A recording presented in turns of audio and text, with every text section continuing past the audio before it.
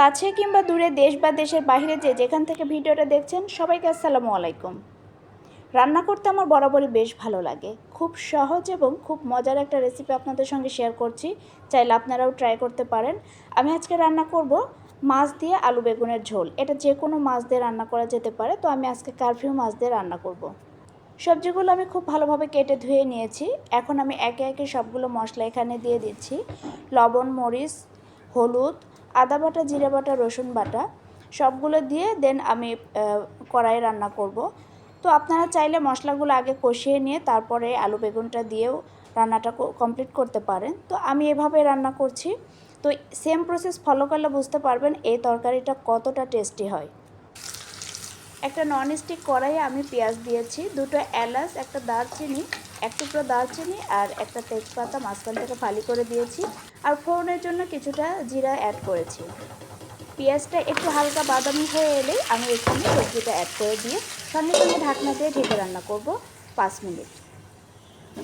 ফিরে এলাম 5 মিনিট পর। তো 5 মিনিট পর আমি মশলাটাকে খুব ভালোভাবে কষিয়ে নেব। এ পর্যায়ে সবজির সঙ্গে মশলাটাকে খুব ভালোভাবে একটু সময় নিয়ে কষাতে হবে। তো আবারও একটু তেল দিয়ে আমি একটু কষিয়ে নিয়েছি, আর পরিমাণ মতো এখানে পানি অ্যাড করেছি।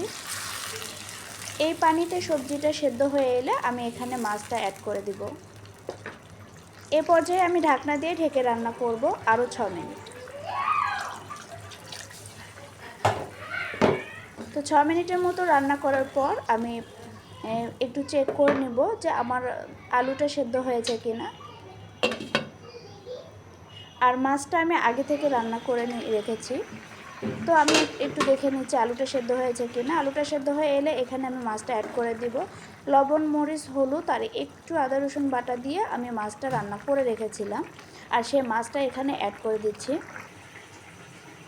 আপনারা চাইলে এখানে মাছটা ভেজেও দিতে পারেন। তো আমার মাছটা একদম টাটকা ছিল। আমি টাটকা মাছটা না ভেজে আমি এভাবেই রান্না করি। আর 2-3 দিন হয়ে গেলে তখন দেখা যাচ্ছে একটু ভেজে রান্না করি, সেটা আমার কাছে বেশ ভালোই লাগে।